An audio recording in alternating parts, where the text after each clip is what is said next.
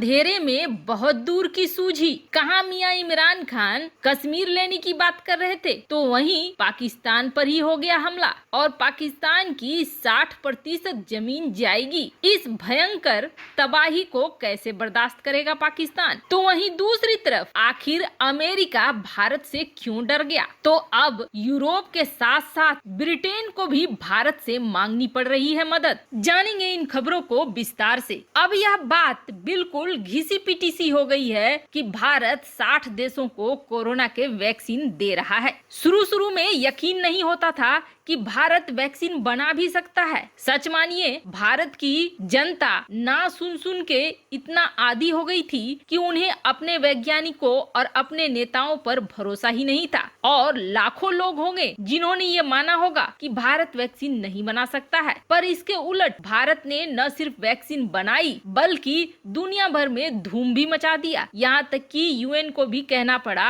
और डब्ल्यूएचओ के उस अध्यक्ष को भी कहना पड़ा जो कि चीन का चाटुकार माना जाता है कि प्रधानमंत्री मोदी को देखकर दुनिया को सीखना चाहिए। बात यहाँ तक बढ़ गई कि चीन को भारत की वैक्सीन चुराने की कोशिश भी करनी पड़ी। अब उसमें एक और कामयाबी जुट गई है। दरअसल अब भारत से न सिर्फ यूरोप बल्कि ब्रिटेन भी वैक्सीनों के लिए उम्मीद लगाकर बैठा हुआ है, जिसकी वजह से भारत का serum institute of India 1 crore Covishield की खुराक ब्रिटेन भेजेगा। वैसे ब्रिटेन में नई वेरिएंट काफी तबाही मचा रही है, जिसकी वजह से तो ब्रिटेन के पीएम ने भारत आना भी कैंसिल करा था। ऐसे में भारत का यह 1 करोड़ खुराक जल्द ही ब्रिटेन को राहत पहुंचाएगा। हालांकि ब्रिटेन कई वैक्सीनों के निर्माण में भारत की मदद भी कर रहा है। तो वहीं भारत के बढ़ते हुए कद से और एक खास चीज से अमेरिका हो गया है परेशान। खास करके बाइडेन प्रशासन को अब भारत से लगने लगा है डर। पहले ये डर सिर्फ चीन तक सीमित था,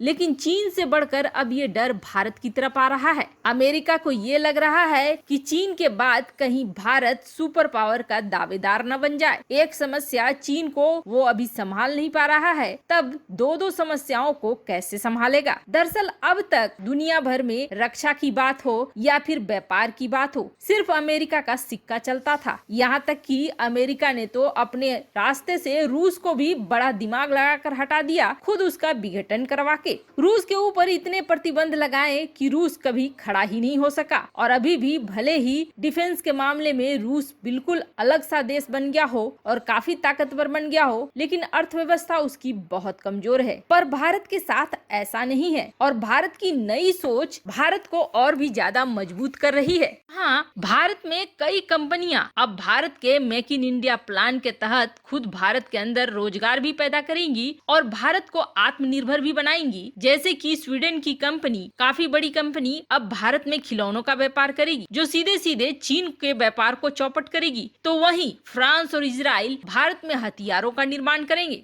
मेक इन इंडिया कार्यक्रम के तहत भारत को बहुत ज्यादा फायदा मिलने वाला है और इसकी कद्र भले भारत के विपक्षी दलों को न हो, लेकिन दुनिया के देश इस बात को बहुत अच्छे से जानते हैं कि ऐसा होने से भारत को किसी की जरूरत नहीं रहेगी। दरअसल आत्मनिर्भर प्लान के तहत भारत अब चीजों को खरीदना कम चाहता है और बेचना ज्यादा चाहता है। खरीदने वाली चीजों को वह भारत में ही बनाना चाहता है। ये चीज अमेरिका को परेशान कर रही है। अमेरिका का कहना है कि भारत के साथ व्यापार करते हुए सबसे बड़ी अड़चन आ रही है उसका आत्मनिर्भर प्लान। ऐसे में भारत को फायदा ही फायदा है, लेकिन अमेरिका को फायदा नहीं होने वाला है। लेकिन अमेरिका के सामने एक तरफ कुआं है तो दूसरी तरफ खाई है। चीन उसके लिए अगर बाजार है तो उसके लिए सबसे बड़ा दुश्मन भी है। चीन से तो उसे किसी भी हाल में अपने व्यापार को धीरे धीरे कम करते हुए खत्म करना होगा। अब ऐसे में अमेरिका को विकल्प की तलाश है और वह भारत पर निवेश भी करना चाहता है, व्यापार भी बढ़ाना चाहता है, लेकिन अपनी शर्तों पर। वैसे भारत जिस तरीके से आत्मनिर्भर इंडिया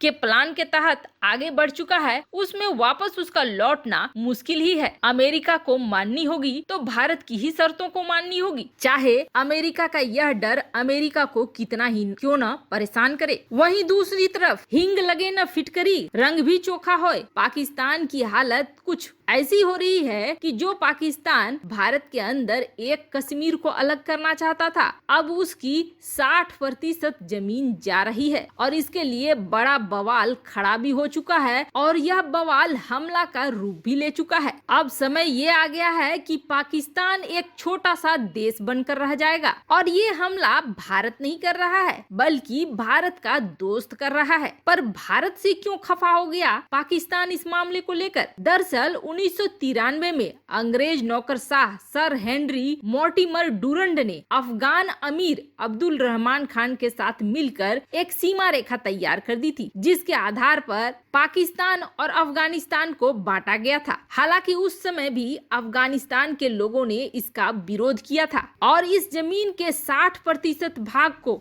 अफगानिस्तान अपना मानता है। मतलब पाकिस्तान का कुल 60% भूभाग डुरंड रेखा पर है। हालांकि इस जगह को बचाने के लिए पाकिस्तान लगातार यहाँ पर किसी न किसी तरीके से हमला करता रहता है ताकि कोई अंदर आने की कोशिश न करे। और अब एक बड़ा आंदोलन खड़ा हो गया है जिसको आप ये कह सकते हैं कि पाकिस्तान के अस्तित्व पर सीधा सीधा हमला शुरू हो गया है। ग्रेटर अफगानिस्तान की मांग करते हुए अफगान नागरिकों ने पाकिस्तान से लगती हुई सीमा डुरंड रेखा को मानने से इनकार कर दिया है। अफगानिस्तान का मानना है कि पश्तून और बलूच समुदाय को, जो एक ही हैं, पाकिस्तान और अफगानिस्तान में बट कर रहना पड़ रहा है इस रेखा की वजह से। और अब लाखों पठान पश्तून ये चाहते हैं कि यह रेखा मिटा देनी चाहिए और अपनी 60% जमीन पाकिस्तान से वापस लेनी चाहिए। और यह दावा करा है अफगान टाइम्स ने। अफगान टाइम्स ने अपने रिपोर्ट में ये दावा करा है कि अब पाकिस्तान के विघटन का यानी टूटने का समय आ चुका है। एक आंदोलन सा खड़ा कर दिया गया है पीटीएम नाम से मंजूर अहमद पश्तीन जैसे नेताओं द्वारा। पीटीएम नाम की यह संगठन दोनों देशों की जो ये डुरंड रेखा बनी हुई है उस पे रह रहे पश्तून और बलूच नागरिकों को एक कर रहा है और इस मांग को काफी आगे से बढ़ा रहा है, जिससे पाकिस्तान में खुद गृह युद्ध की स्थिति पैदा हो रही है। हालांकि पाकिस्तानी सेना इससे बौखला गई है और ये कह रही है कि अफगानिस्तान सरकार पीटीएम को